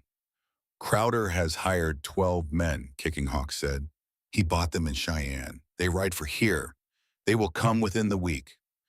Adelaide gripped the porch rail. 12. 12. Are you sure? I rode through their camp 3 nights ago, I am sure. Will you come inside, Mr. Hawk? In a minute, daughter, in a minute. She nodded. She turned to go in. He spoke again softly. Daughter. Yes. You broke the rope in there, tonight, in that house. I heard it from the trail. I did not mean to break anything. It needed breaking. She looked back at him. His old black eyes were kind. Some ropes have to be broken before they can be tied right, he said. She went inside. Kicking Hawk followed 20 minutes later after he had seen to his pony. The brothers were still at the table. Their forearms were laid down side by side now. Caleb looked older than he had 2 hours ago. Wyatt looked younger. Toby looked the same. He had always looked old enough to know better. The four of them and Adelaide and the old Cheyenne sat down to plan how they would survive what was coming. They sat up most of the night, and it was 4 nights later that the knock came. A knock on the front door of the cabin. Late, past supper, past dark, a weak broken knock. 3 taps. Toby was up first with the Colt in his hand. Wyatt second. Caleb third. Zeke last with his sister's spare carbine. Adelaide unbolted the door. She opened it 3 inches. And there on the porch in a thin overcoat with snow in his beard, with eyes red from weeping, and his hands held open and empty in front of him, stood Cyrus Whitcomb, her father. Addie, he said, Addie, baby, forgive me. The wind off the mountain moaned in the cold lodgepole pines. Adelaide stood at the open door. She did not move. She did not let him in. She did not yet shut him out. But 3 hours later, when the house had quieted and the brothers had gone to bed and her father was wrapped in a blanket by the fire, Toby Hartwell stepped out onto the back porch for a smoke, and his green eyes lifted idly to the dark ridge across the valley. And he saw against the black face of the mountain a small, bright orange light. A lantern, held by a man, burning steady on the ridge above the cabin, like a signal. Toby Hartwell did not call out. He did not move. He stood very still on the porch with the cigarette unlit in his fingers, and he watched the light. Watch it swing once. Watch it swing twice, like the lantern of a man saying, yes, they are here, come on. Inside the cabin by the hearth, Adelaide's father shifted in his sleep and smiled. Toby Hartwell did not move. He stood on the back porch with the unlit cigarette between his fingers, and he watched the orange light swing on the dark ridge across the valley. Once, twice, a pause. Once more, a signal. A man on a high ridge in the freezing dark holding a lantern up saying yes. Yes, come on, the house is open. Toby's green eyes did not blink. He turned, slow. He did not run. He did not shout. Running and shouting were how a man got an entire family killed. He walked back inside. He closed the door without a sound. He laid his cigarette on the kitchen shelf. He took down the rifle from above the lintel, and he laid it on the long pine table. Then he walked soft as a cat to the hearth. Cyrus Whitcomb lay on his side in front of the dying fire. The blanket Adelaide had put over him had slipped to his waist. His mouth was open. He was making a soft, satisfied sound in his throat, the sound of a man dreaming a good dream. Toby crouched. He put his hand very gently on the older man's shoulder. Mr. Whitcomb. Mr. Whitcomb, wake up, slow. Cyrus opened one eye. He saw the green eyes 6 inches from his face. He saw the long, sharp knife held loose in the green-eyed man's other hand. He came awake all at once. Now, son. Don't. Now, son. Hold on now. Don't move. Boy, I don't know what you. There is a man on the north ridge with a lantern, Mr. Whitcomb. Cyrus's mouth closed. Who is he? Son. Who is he, Mr. Whitcomb? Cyrus's eyes, bloodshot and wet, slid sideways toward the door. Caleb. Toby did not raise his voice, but the cabin somehow heard him. Caleb was in the room in 5 heartbeats. He was in his stockinged feet, in his nightshirt, and he had the long Colt in his hand, and he understood the room before he was 3 steps into it. His amber eyes went to the hearth, to the old man, to his brother's knife. What? Lantern on the ridge. Whose? Ask him. Caleb did not ask. Caleb walked across the room. He took a length of cord from the peg by the door. He hauled Cyrus Whitcomb up by his shirt collar like a man hauling a half-drowned dog out of a creek. He sat him in a chair at the long pine table. He tied his hands behind the chair back. He tied his ankles to the chair legs. He did all this in absolute silence. Then he went and woke Adelaide. She came down the hallway in her nightgown with her honey blonde hair loose past her shoulders and a wool shawl thrown around her, and the cold of the cabin had bleached the cornflower out of her eyes and left only blue ice. She walked to the table. She looked at her father. She did not speak. For 1 long minute, she did not speak. Then, Papa. Addie, what did you do? Honey, what did you do? He was going to kill me, Addie. He said he was going to kill me, honey. He had me on the floor of the back room at Pike's. He had a boot on my throat. He said, the only way I walk out of this is I ride up with 1 bottle of whiskey and 1 signal lantern and a story about being sorry. He said, honey, he said it was you or me. Wyatt was in the doorway now. Zeke was behind him. Zeke saw his father tied to the chair and made a sound like a dog struck unfairly. Papa, boy, you came up here to warn her too? We are the same, you and me. We are the same kind of man. We ain't Papa. Boy, we ain't. Zeke stepped behind his sister. He laid one big, bony, 16-year-old hand on her shoulder. Adelaide did not turn around. She kept her eyes on her father. You had a choice. Addie, you had a choice. In Missouri, to sign that paper or to throw the pen across the room. You chose the pen. You had a choice. On the platform in Bitter Creek, to send Crowder away or to take $75 on top of 50. You chose the 75. You had a choice tonight, Papa, to walk up this mountain empty-handed and beg for a corner of a fire, or to walk up with a lantern in your saddle and a knife in your sleeve. You chose the lantern. She leaned closer. Every time, you had a choice, and every time, Papa, you chose the man with the bottle. He was crying, Addie, baby, don't. Addie, baby, don't, Papa. She straightened. She turned away. She walked into the kitchen, and she put both hands flat on the long pine boards of the dry sink, and she made herself breathe. In through the nose, out through the mouth, in, out. The way Edith McAllister had taught her the morning she had ridden up to tell her how close she had come to being slaughter pen freight. Caleb came up behind her. He did not touch her. He stood close enough that she could feel the warmth of him along her back. Addie. Yes. How many on the ridge, you reckon? I do not know. Toby thinks 12 with Crowder. All right. We have until dawn, maybe less. All right. Addie. What? You do not have to do this with us. She turned around. She looked up at him. The amber eyes were soft. Caleb Hartwell.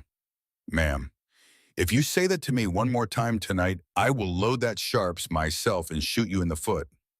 For 1/2 second, the corner of his mouth lifted. Yes, ma'am. Good. Addie. What? Thank you. Then he was moving. He moved through that cabin like a man who had been preparing this night for 6 years, because he had. He sent Wyatt out the back to set the wire. There was a roll of trip wire under by the bed in his room. He had bought it 3 winters back. 1,200 feet of it. It went around the cabin in 2 concentric rings ankle-high in the snow, tied off to cans full of pebbles. Anybody coming up the slope toward the cabin would set off a noise like a tin foundry going off. He sent Toby to the loft over the barn with the sharps and 40 rounds. From the loft, you could see the south approach in the east meadow and the trail down from the high pass. Toby could shoot a moving target at 400 yards. They all knew it. He did not have to be told. He sent Zeke up to the hayloft above the back porch with the spare carbine. He gave him very specific instructions. You shoot at men, not horses. You wait until I tell you to fire. You do not aim for the head. You aim center mass. You breathe out. You squeeze. Do you understand me, son? Yes, sir. You are not here to be a hero. You are here to be alive at sunup. Do you understand me? Yes, sir. Look at your sister. Zeke looked. She is here to be alive at sunup too. You do not throw your life away for mine. You stay alive for hers. Do you understand me? Yes, sir. Adelaide could not speak. Caleb turned to her. Addie? Yes. You will stay into the cabin. All right. You will load. We have 8 rifles between us. You will sit by the front window with the powder and the caps and the cartridges. When we come in to reload, you have it ready. When we go back out, you have it ready. You are the heart of this. You understand? Yes. And if anyone gets through, to the door. I understand. Addie, look at me. She looked. If anyone gets through to the door, you do not freeze. You bring up the Colt. You let them come halfway across this room. You aim at the belly. You pull. You do not stop pulling until the hammer falls on an empty chamber. Do you understand me? Yes. Tell me again. Belly, pull, do not stop. Good girl. Caleb. Yes. My father is tied to a chair in the main room. Yes. He cannot defend himself. I know. Move him. A pause.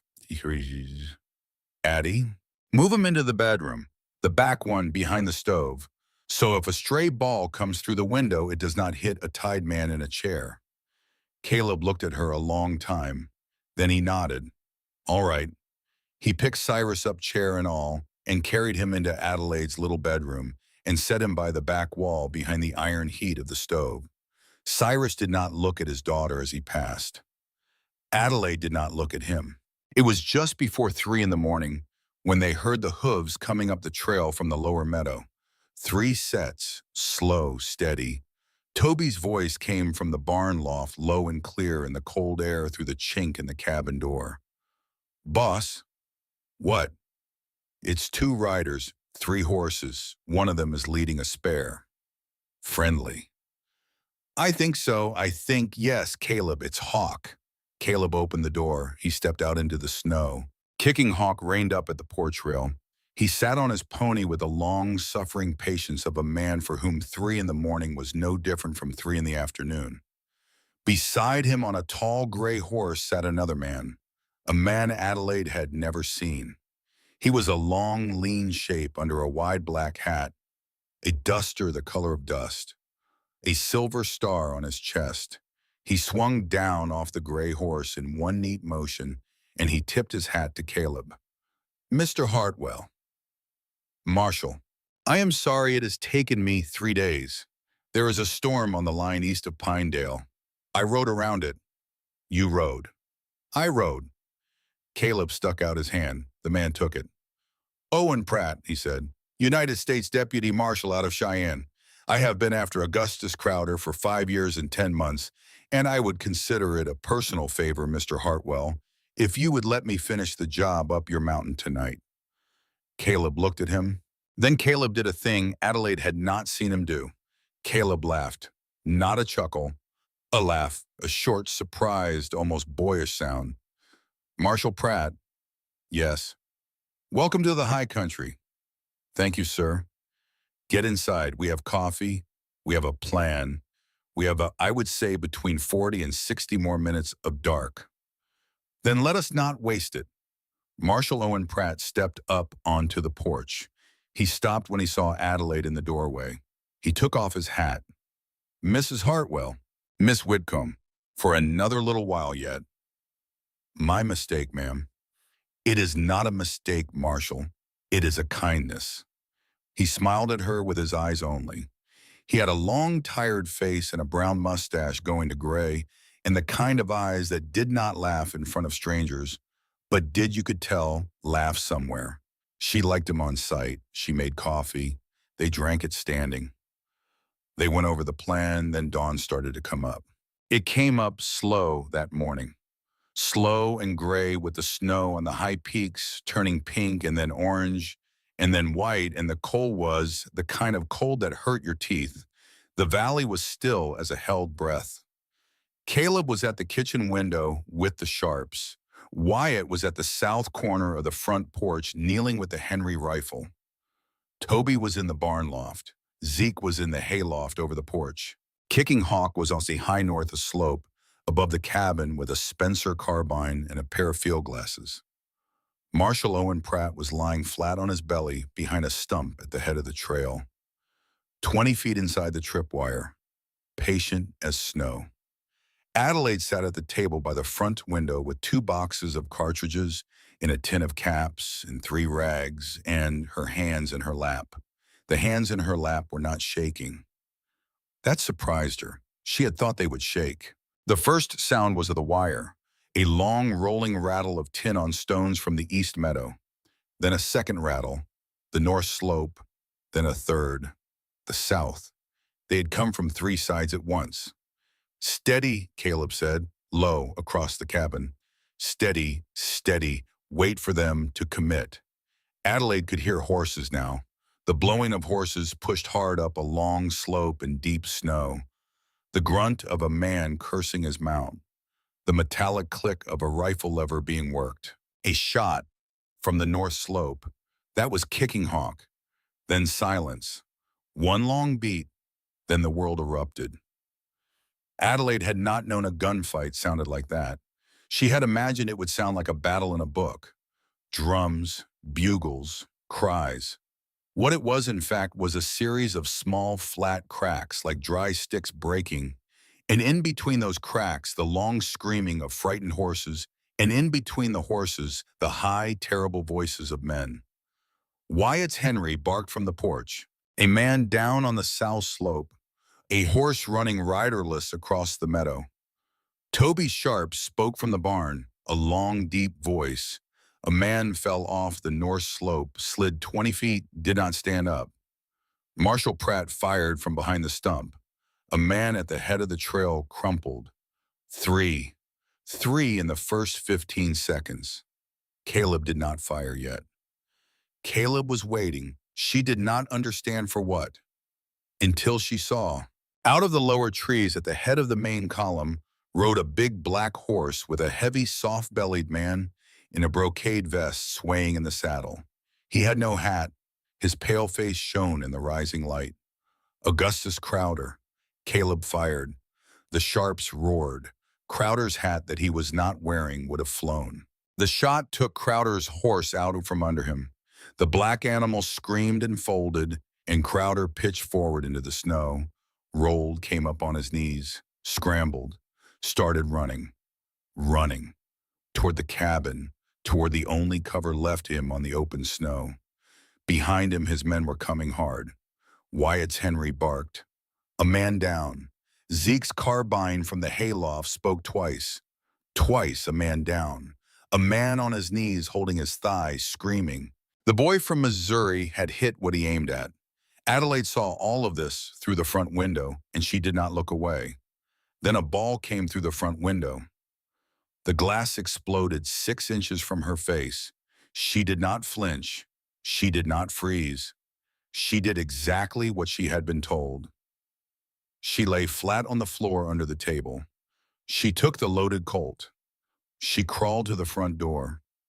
She lay there with the pistol in both hands, and she waited. Outside, Wyatt cried out. A grunt, a heavy sound, the Henry hitting the boards of the porch. Wyatt. He's hit Caleb. Wyatt's hit. That was Zeke. Zeke's voice from the hayloft. Cracking. Down, down, down. Hawk, get Hawk down here. Boss, look out. That was Toby. Caleb turned. The kitchen door at the back of the cabin came in. Augustus Crowder came in with it. He had a Colt in his fat hand, and he had blood on his knuckles, and he had run all the way around the cabin in deep snow, and he was breathing like a horse, and his small black eyes were wild. He saw Adelaide on the floor. He grabbed her by the hair. He hauled her up. She gasped. He stuck the Colt under her jaw. Caleb froze in the kitchen doorway. Crowder grinned. His teeth were small and yellow. Hartwell, he panted. Hartwell, Hartwell, drop the rifle. Caleb did not move. Drop it, or her head comes off. The sharps was still in Caleb's hands. The barrel was pointed at the floor. Adelaide could feel the round circle of the Colt's muzzle pressing the soft skin under her chin. She could feel the bear grease smell of Crowder's hair. She could feel her own pulse in her teeth. Caleb laid the sharps on the floor. Crowder laughed. 6 years, he wheezed. 6 years of you on my back, Hartwell. 6 years of telegrams and rumors. You hunt me. You hunt me. And here I find you with another sweet little squaw under your roof. What is it about you, Hartwell? What do you smell like to women? I would like very much to know, for I shoot this one. Caleb did not speak. His amber eyes were locked on Crowder. His amber eyes were the deadest thing Adelaide had ever seen. Take it easy now, friend, Crowder said. Take it real easy. We are going to walk, you and me, in this pretty little bride. We are going to walk to my horse, which you killed. Fine.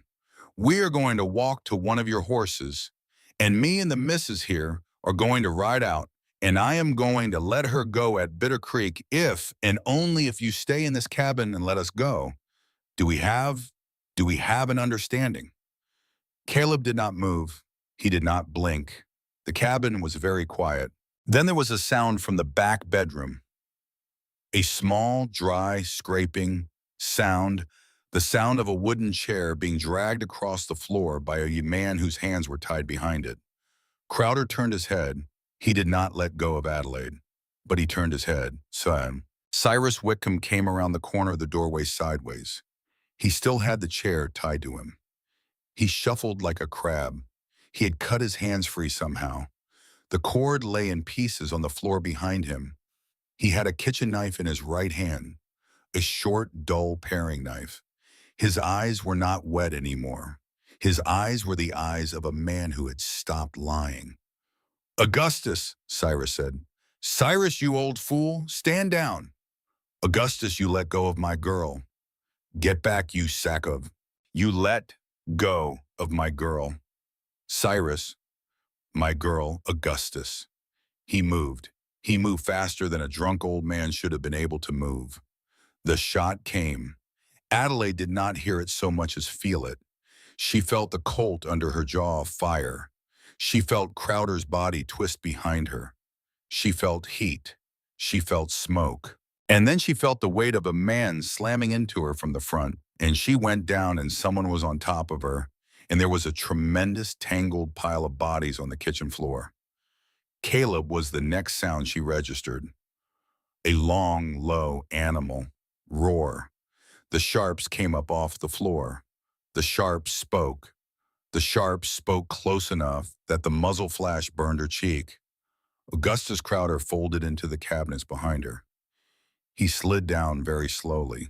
He came to rest sitting upright against the dry sink with his small black eyes wide and his soft pale face very surprised and a hole in the middle of his brocade vest the size of a silver dollar. And he made one small wet sound, and then he did not make any more sounds. Caleb fell to his knees. Adelaide pushed at the weight on her. The weight on her was her father. He was very heavy. He was a small man, but he was heavy now in the way only dying men are. Papa, his eyes opened. Papa, no. Addie, Papa, look at me. Addie, Addie, baby. You took the ball. Papa, you took it. Addie, Papa. His mouth tried to smile. It almost made it. Daughter, he said. Papa, daughter, my my girl. She had been 22 years old, and her father had called her many things in those years: spinster, burden, trouble, sugar when he was drunk and wanted her to listen, honey when he wanted her to hand over the egg money. He had called her by her name when he wrote it on a contract. He had never, not once, called her daughter. She pressed her forehead to his forehead. Yes, Papa. Daughter. Yes, I am sorry. Yes, I am. Yes, Papa. Forgive. Yes, Papa. Yes, yes. Forgive your old man. I forgive you. Daughter, I forgive you, Papa. His breath went out long and slow and ragged, and it did not come back in. She stayed there with her forehead against his forehead for a very long time. Caleb did not touch her. Caleb did not speak. Caleb knelt beside her on the cabin floor, with the smell of cordite in the air, and his dead enemy across the room slumped against the cabinets, and he laid his hand very lightly on the small of her back. That was all he did, for a long time. That was all. Then she lifted her face. Caleb, ma'am. Wyatt. He moved. Wyatt Hartwell was on the front porch in a pool of blood. He had been hit in the shoulder. The ball had gone clean through. Adelaide came out of the cabin with her hands still wet from where she had closed her father's eyes, and she knelt down on the porch boards next to her chestnut-haired giant of a not-quite brother, and she pressed both her hands hard against the holes in him. Wyatt opened one hazel eye. Hush. Did we win? Yes, Wyatt. That is good. Yes. Eddie. What? Tell my brother I am all right. I will. Tell him not to grieve another woman or another sister or another anything tonight. We have had enough grieving in this house. She pressed her forehead against his shoulder. She did not lift it for a while. By the time the sun was fully up, it was over. Of Augustus Crowder's 12 men, 4 were dead in the snow. 3 were wounded and surrendered. 2 had ridden off the south slope so fast they did not stop until Cheyenne. 3 were hiding in the timber, and Marshal Owen Pratt would track them down over the next 4 days. Of the Hartwell defenders, Wyatt had a shoulder that would heal. Zeke had a graze on the side of his head that bled like a stuck pig and looked worse than it was. Kicking Hawk was untouched. Toby was untouched. Caleb was untouched, and Cyrus Whitcomb was dead. They buried him 3 days later on the south slope below the cabin in the only ground soft enough that time of year. Reverend Holloway rode up out of the lower country and said the words over him. Adelaide stood at the head of the grave with Zeke on one side of her and Caleb on the other. She did not weep. She had wept herself out. She had wept herself clean. She laid a sprig of mountain laurel on the wood of the box. She said very quietly, only for him, "Goodbye, Papa." Then she walked back up to the cabin. Marshal Owen Pratt stayed 3 weeks. He brought in his prisoners. He sent telegrams. He sent for the territorial judge. By the second week of February, the United States government had broken open 3 mining camps along the line from Cheyenne to Carson City, and 23 women brought up the line by Augustus Crowder's Western Hearts Bridal Agency over the past 6 years, walked out of those camps and into the light. Some of them were already in their 30s. Some of them were still in their teens. One of them had a child. All of them were alive. Marshal Pratt brought Adelaide a list of their names on a piece of yellow telegram paper. She sat down at the long pine table and she read every name. She read them twice. She read them 3 times. The last name on the list was Maggie Doyle, the first name in Caleb Hartwell's leather notebook. She folded the telegram. She put it in the cedar chest under the window. She closed the lid. And she walked out onto the porch, and she stood in the cold March sun, and she breathed in the high, thin Wyoming air, and she felt for the first time in 22 years that the air did not belong to anyone else. It belonged to her. She was not anyone's. She was hers. It was the first true freedom she had ever owned, and she had been ready, after all, to give it up. She married Caleb Hartwell on the second Saturday in May. The snow was gone from the meadow. The aspens were just leafing out at the bottom of the valley. The mountain laurel was in bloom on the south slope. The lodgepole pines made a high, cool cathedral over the cleared place by the creek bend. Edith McAllister rode up the day before on her gray mule with her hickory stick and a bundle wrapped in flour sacking. The bundle was a dress, Edith McAllister's own wedding dress from 42 years before, when she had married a man in Indiana who had brought her west and died in his sixth winter. The dress had not been worn since. It was cream silk, hand-tatted lace at the collar, a row of small pearl buttons down the back, 24 of them. It fit Adelaide as if it had been sewn for her. Edith pinned a sprig of mountain laurel in her hair. "Honey," she said, "you are a sight." Edith: "Yes. Why? Why what, child? Why is everyone so kind to me, suddenly, all at once?" Edith McAllister snorted softly. "Honey, we have always been kind. You have only just got eyes for it." Adelaide did not cry into Edith McAllister's wedding dress. She would not. She did not. But she let Edith hold both her hands for one long moment in the back bedroom of the cabin. That was almost the same thing. The wedding was small. Wyatt and Toby Hartwell stood beside their brother in matching dark coats Wyatt had ridden 2 days to Lander to buy. Kicking Hawk stood in a clean buckskin shirt with porcupine quill work on the chest. Marshall Owen Pratt stood in his duster with his hat in his hand. Reverend Holloway stood under the pines with his Bible open.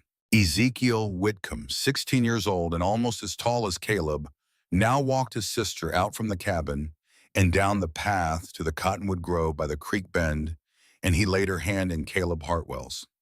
Caleb's hand was steady. His amber eyes were not steady. His amber eyes were wet.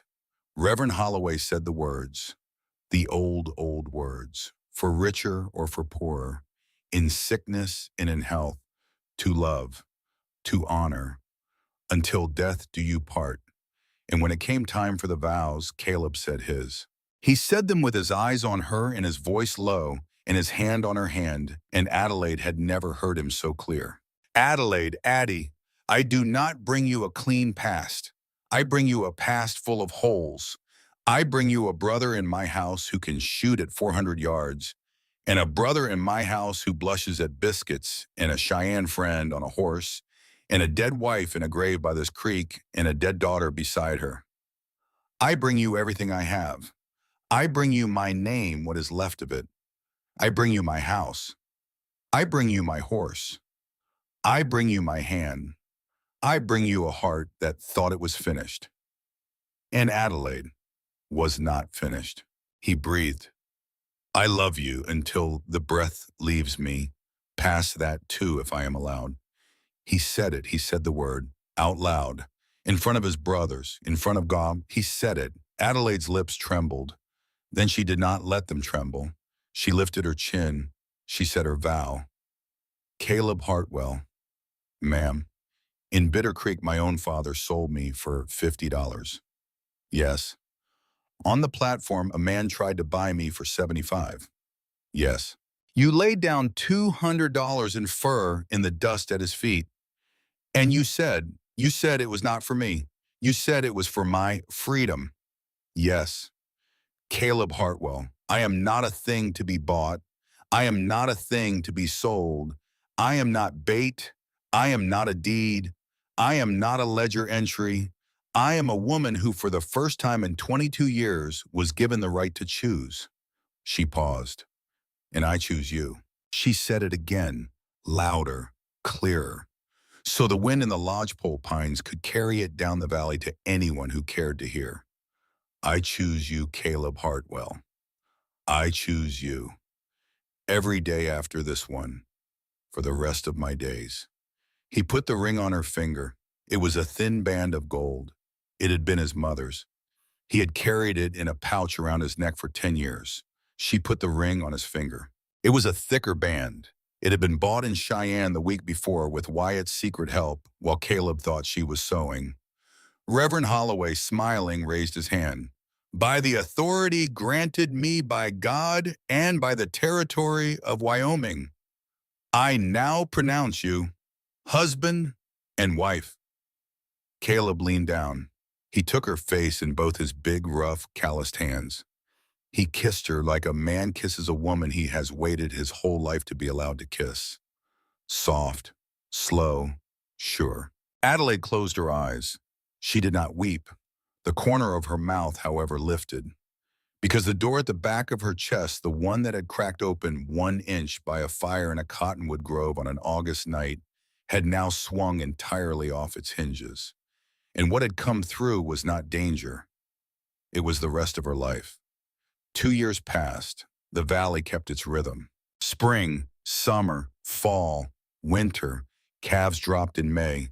Cattle were driven over the pass in October. Hay was put up. Wood was cut. The cabin was added to.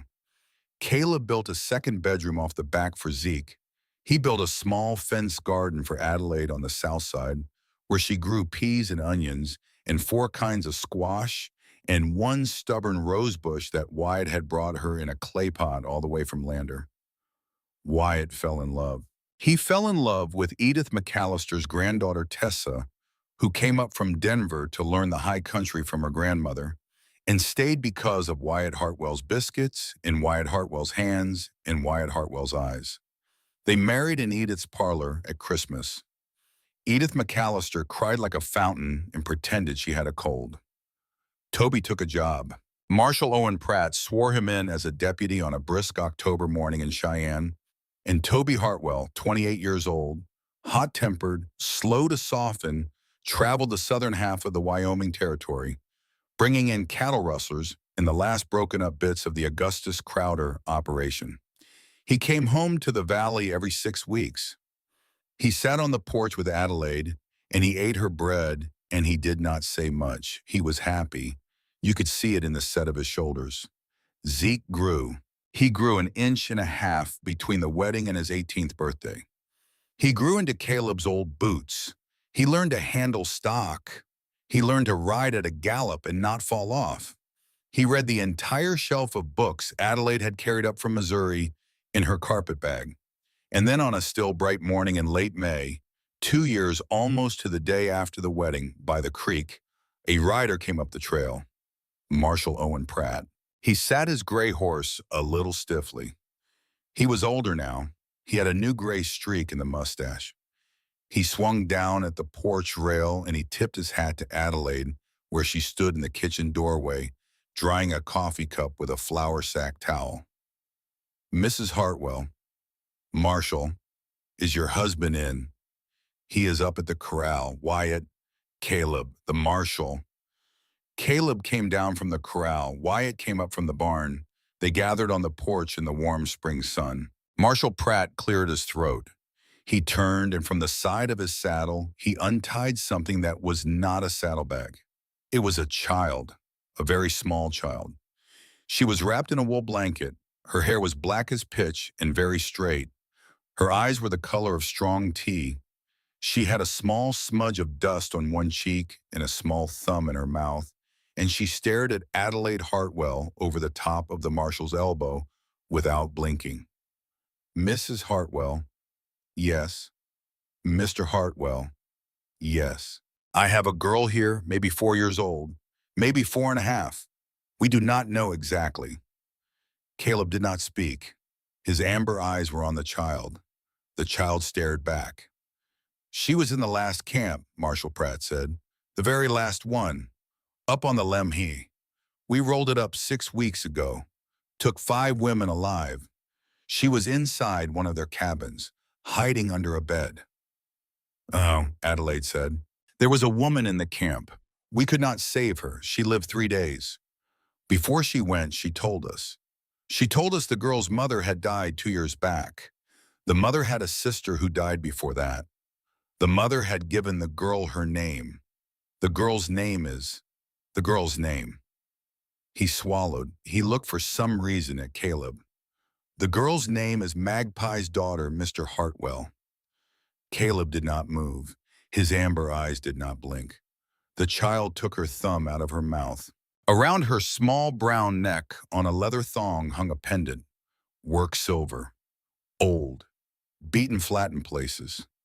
The shape of an iris flower with three petals splayed open.